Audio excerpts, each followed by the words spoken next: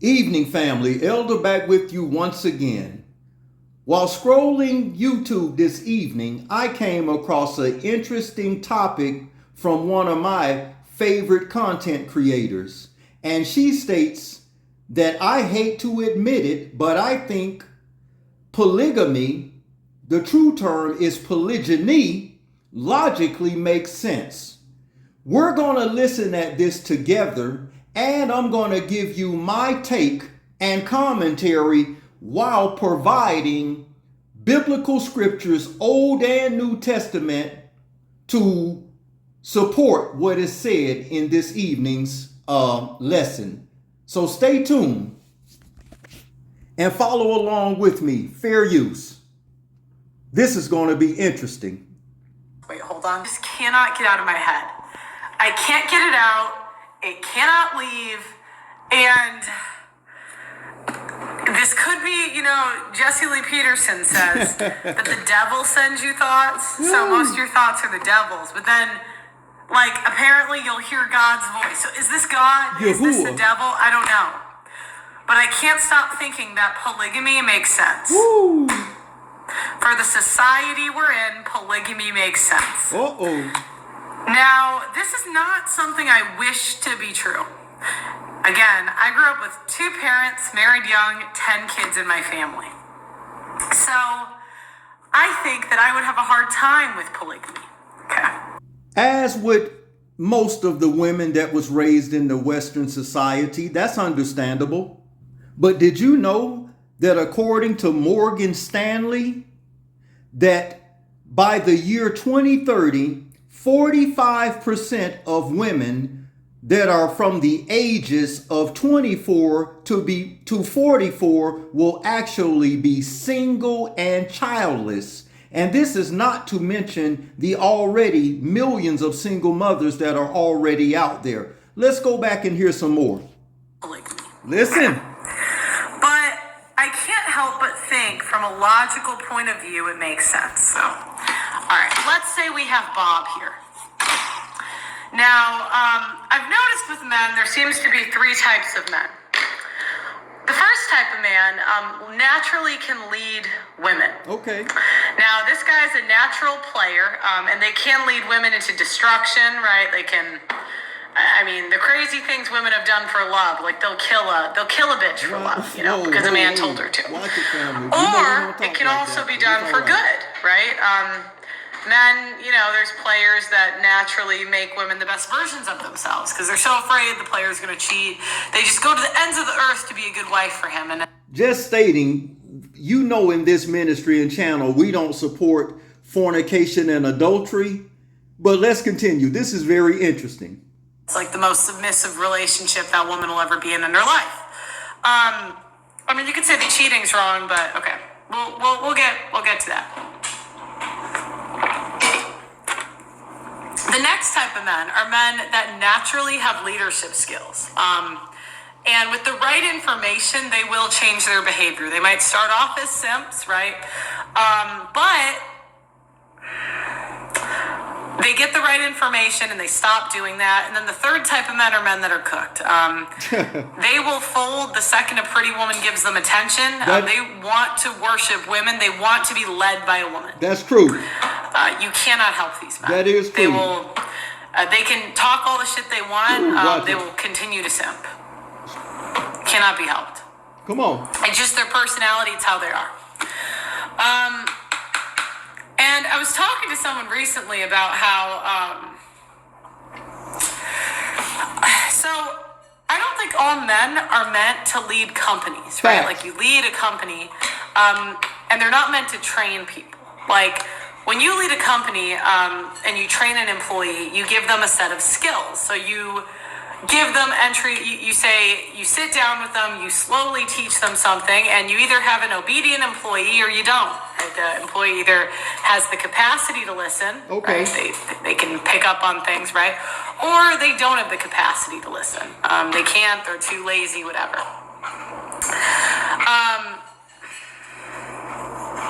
The other thing employers know is if they train.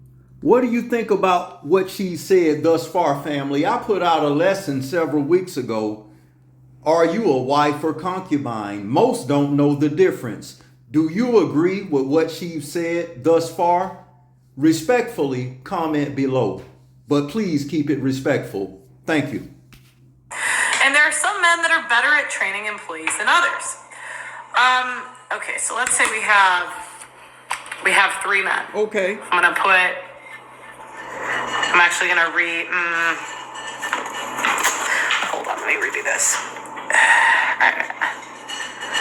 I'm gonna have a black marker guy, a pink marker guy, and a blue marker guy. Okay. Okay, so let's say we have Bob here, and he's just the ladies' man, right? And he can get women just easily, and let's say he has 2 women that sign up for his program. They say, "You're such a good leader of women that I want to be on your team." Right? And he trains these women up, right? He trains them up, makes them his wives. But woman number 2, she just can't be obedient. So she fails, right? So she fails and she's a single mom now. Do you all believe that there are men like this out there today? If so, respectfully comment below. Let's continue. Makes them his wives. But woman number 2, she just can't be obedient. So she fails, right? So she fails and she's a single mom now. Boom, we got little Johnny. And then we have a woman over here, which is in the modern economy, right? We have a woman here. She does not want children. Okay. This is a woman that will never have kids, right? Okay. Then we have another woman who, I'll make her blue. You know, she's got maybe an incurable STD, a really bad personality trait. Woo. Something that makes her a little crazy, you know. Then we got a woman here. I don't know, what could we say about her?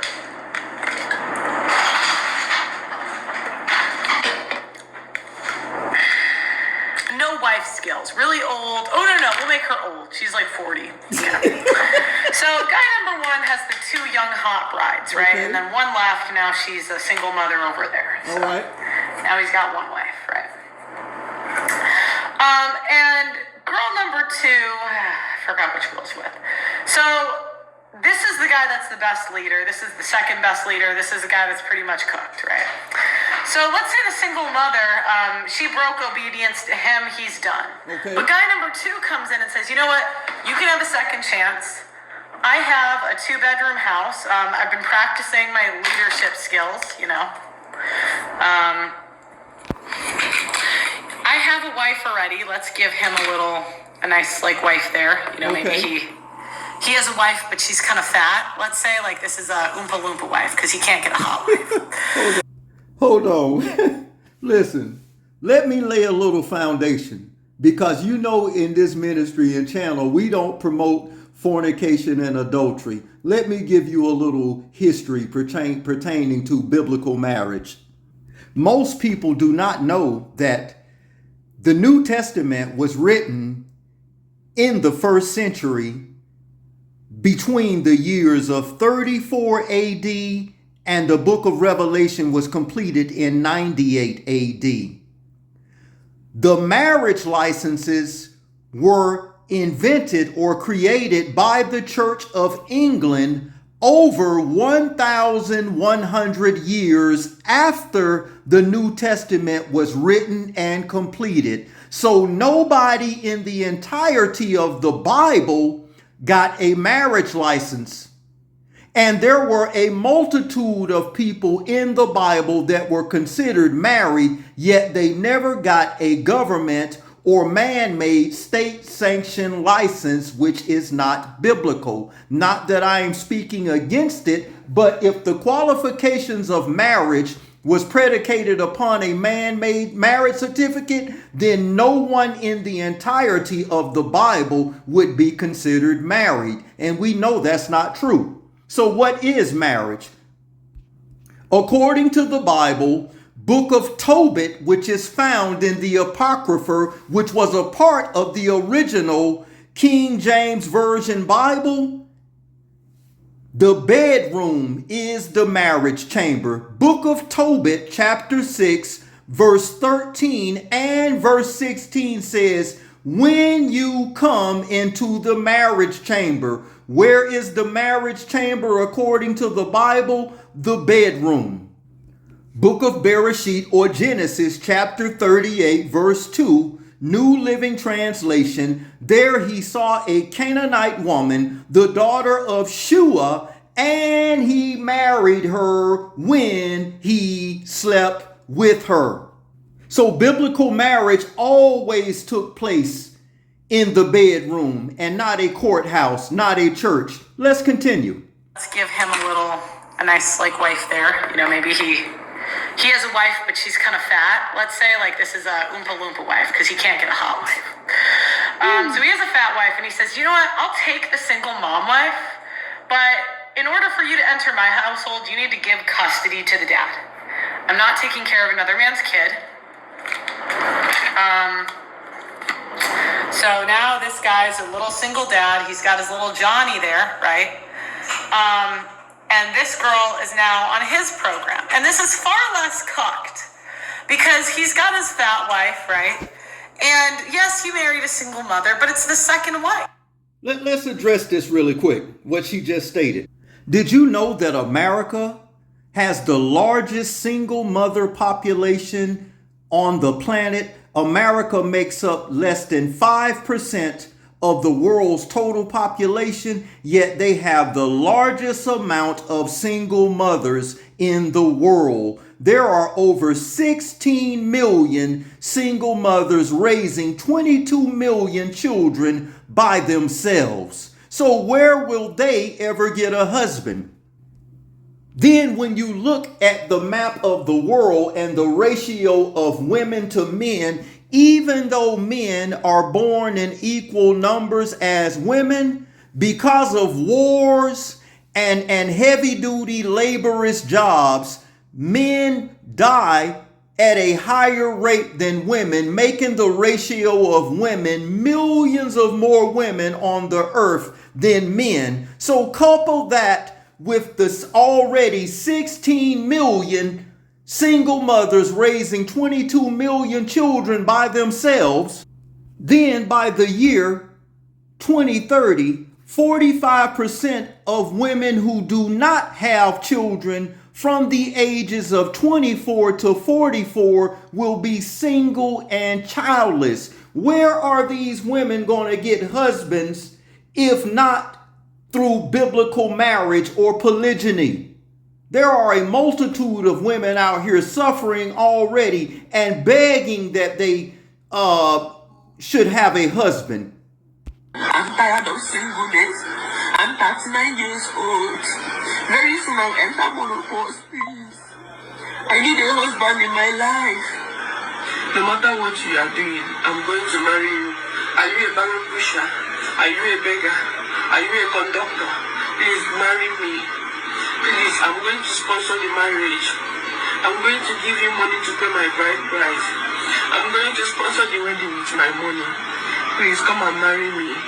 I'm tired of singleness. Please. You see I'm it? 39 years old. Please come and marry me. I'm getting old. I'm getting old. Please. I need a husband in my life. I need a man in my life. You see it, family, and the church is lying to these women. There are millions upon millions of more women, not only in America, but the world than men. So when these facts are coming out, how can these women ever get husbands if not through biblical marriage? Let's continue.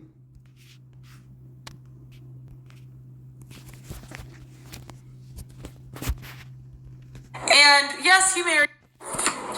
So now this guy's a little single dad. He's got his little Johnny there, right? And this girl he's got his little Johnny there, right? Let's run it back. And this girl is now on his program. And this is far less cucked because he's got his fat wife, right? And yes, he married a single mother, but it's the second wife. And if she leaves, he has another wife. And she can't tell him to stop getting more wives if he doesn't, And so she can either be obedient or not. Okay. Then you have, now let's say the player guy here has a wife. We talked about the example the other. I kind of understood. No, wait, hold on. I had a caller call into my show and said he would give a. I have something I want to address really quick, just so people that's new to the channel or already members of the channel or ministry don't think that I'm ever promoting fornication and adultery. Read this together. 2 Chronicles chapter 24, verse 2 and 3. And Joash did what was right in the eyes of Yahuwah all the years of Jedediah the priest. And Jedediah chose 2 wives for him, and he had sons and daughters. 2 Chronicles 13:21. But Abijah waxed mightily and married 14 wives and begot 22 and 2 sons and 16 daughters. And what we have to remember, according to Malachi chapter 3, verse 6, Yahuwah Elohim does not change. He's the same yesterday, today, and forevermore. He is the Alpha and the Omega, the beginning and the end, the Aleph and the Tav. He knows the beginning of time and he knows the end. Our Creator does not change. So woe unto those that call evil good and good evil.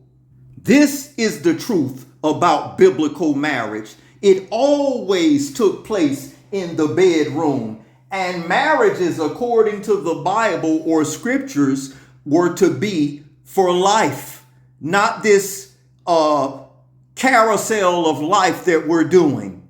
Every time you turn around, you got Tom and you know what and Harry. That's not according to the Heavenly Father. Let's continue.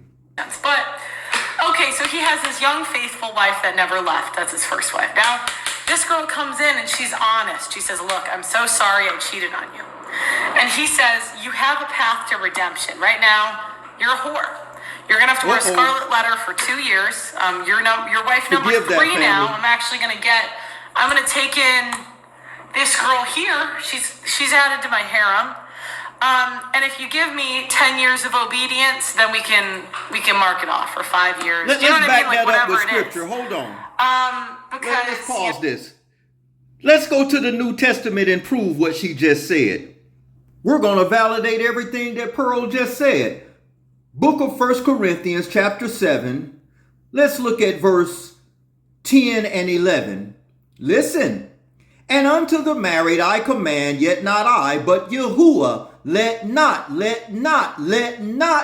the wife depart from her husband. But and if she, not he, but and if she depart, let her, not him, let her remain unmarried or be reconciled back to her husband, and let not the husband put away his wife.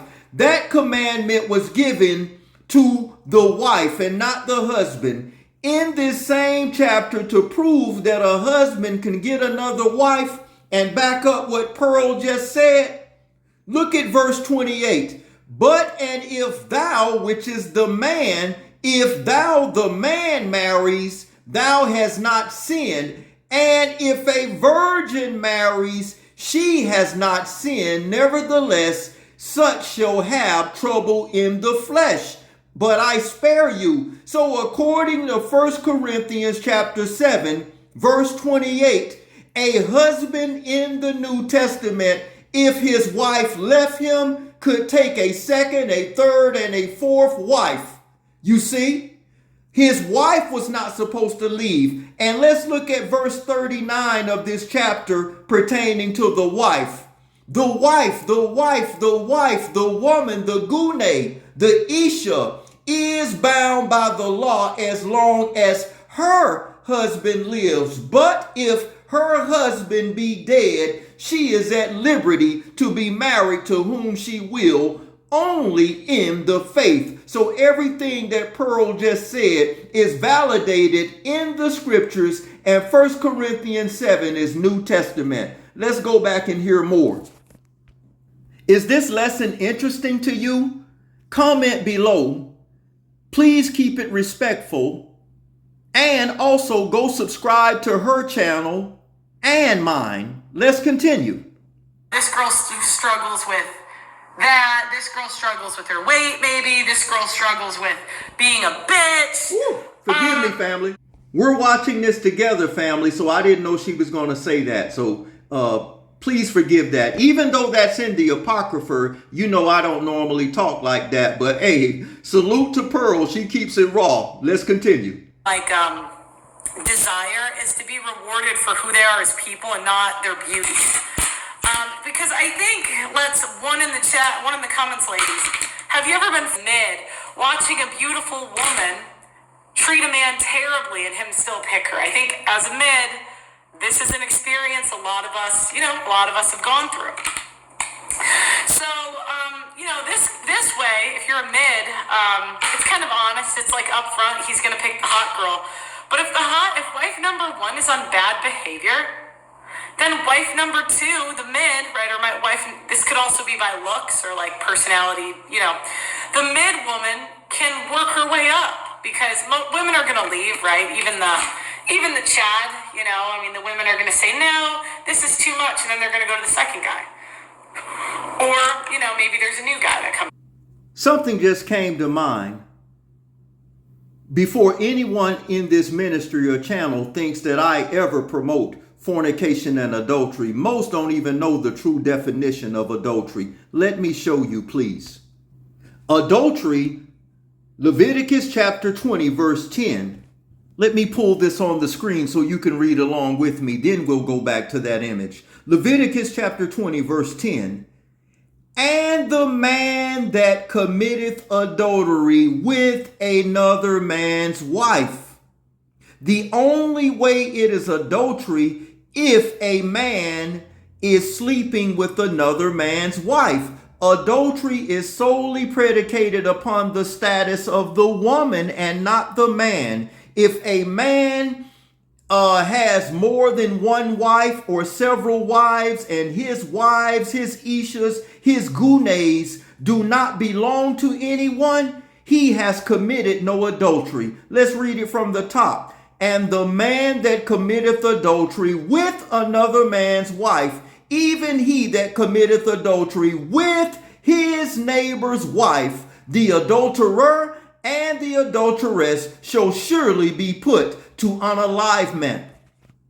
So according to the true definition of adultery, it comes from the Hebrew word na'af, and it means a woman that breaks wedlock. So if a man that was married and he had a first, second, third, fourth, or fifth wife, and he had not put any of his wives away, and he took on another wife while still married to the other wives, he would have not committed adultery in any way. Adultery simply and only means a woman that breaks wedlock. So it's predicated upon the status of the woman and not the man.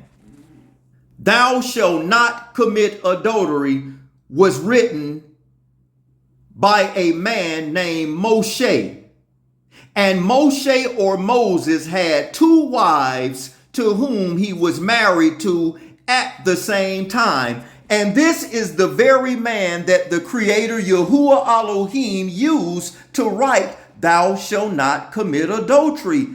Are the lights clicking on in your minds now? Are the scales being removed off of your eyes, your mind, your heart, and your ears?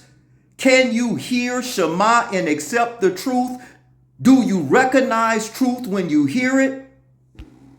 Let me address this, because I saw in her comment sections a gentleman commented pertaining to a bishop and deacon must have at least one wife. Let's quickly address that.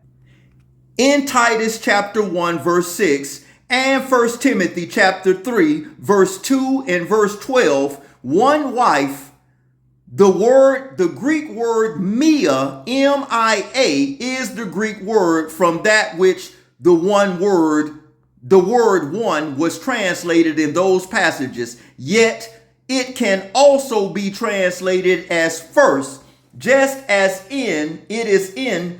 for example, is translated in the phrases first day of the week, found in Matthew 28 verse 1, Mark chapter 16 verse 1 and 2, and the book of Acts chapter 20 verse 7. Furthermore, in 1 Timothy chapter 5 verse 9, a widow must be the wife of one man.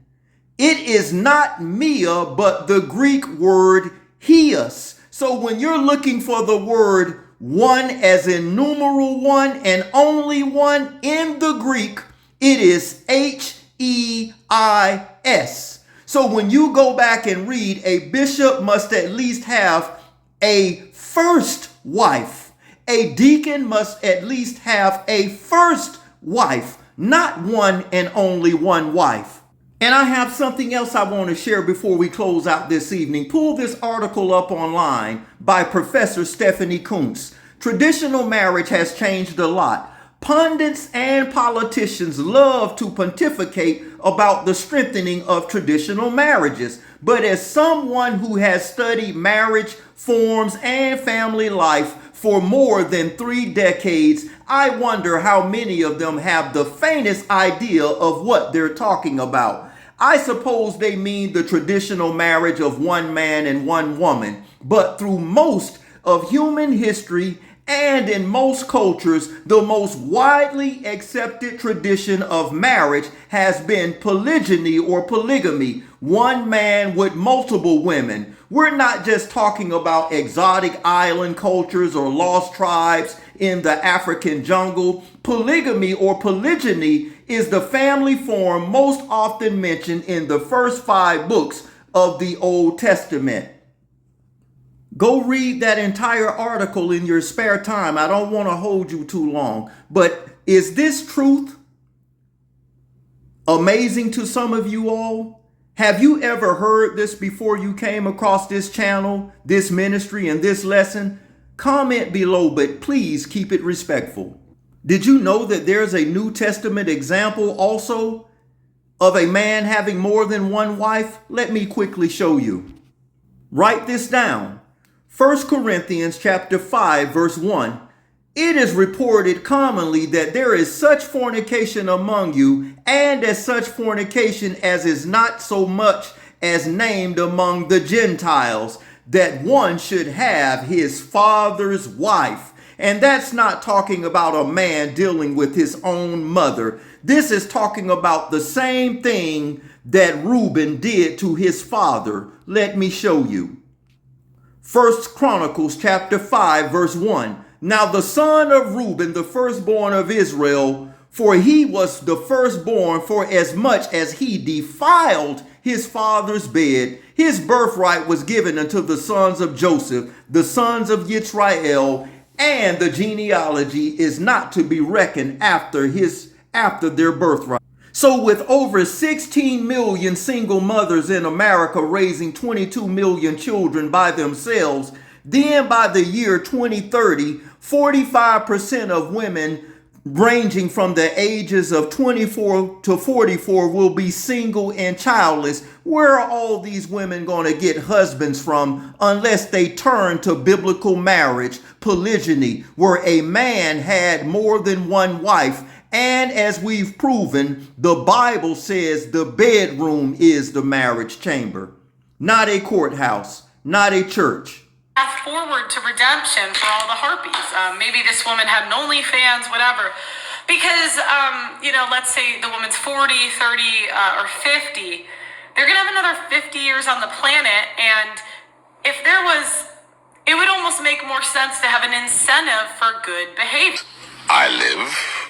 My wife lives, our 4 children lives, and my ex-wife lives. Not normal. Yeah. But it works for us very well. It's awesome. I don't know why. This polygamy is a solution to your problem. You see, sir, you have a problem. You have in your country 7.8 million more women than men. If every man in America got married, there will be still 7.8 million women who will not be able to get husband. A very toxic situation. It would be better if we were to practice polygyny. You know, more women would have husbands and there would be less competition and women would live in sisterhood.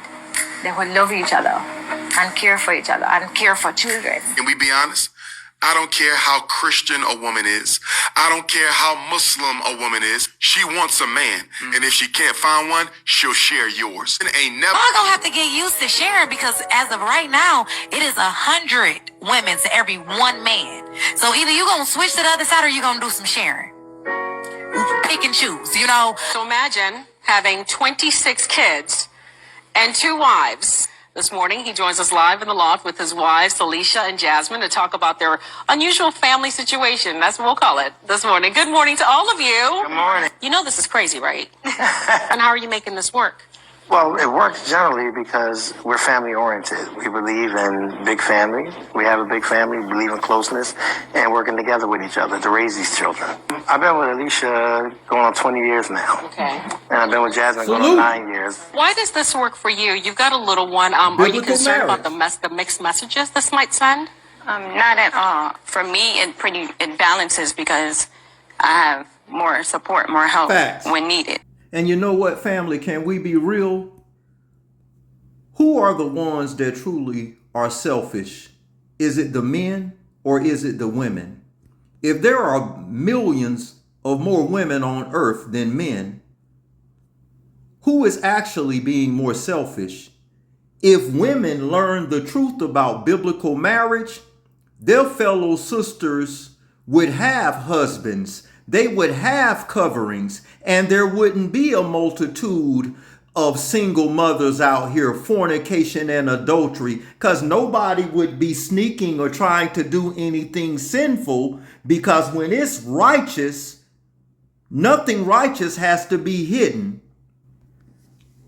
Comment below, family, and let me know what you think about this evening's lesson. Like, share, subscribe to this channel, and go subscribe to Pearl's channel as well. Let me know what you think about this evening's lesson. As it states in Galatians 4:16, am I therefore become your enemy because I tell you the truth? Biblical marriage and polygyny, as it states in the book of Psalms 85:11, truth and righteousness in the last days is springing out of the earth. Much love and respect, family. Until next time, shalom.